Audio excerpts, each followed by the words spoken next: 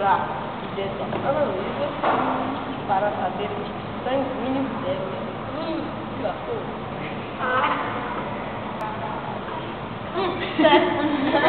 Não, calma, depressão.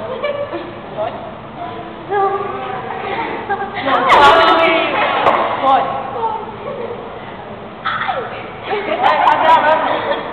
No ele pega a lâmpada. Um pouquinho? No braço, não é aqui. Vou procurar. Doeu? Passar um anti-D, pra saber o RH.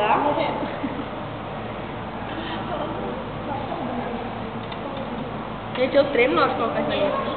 Um anti-AB. Eu tremo. Um anti-B.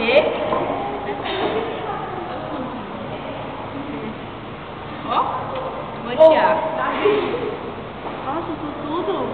Calma. Ai, que legal, eu não sabia isso bem.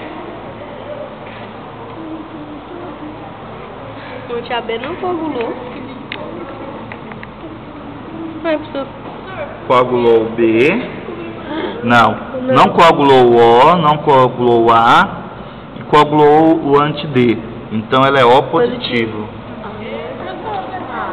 Eu também quero.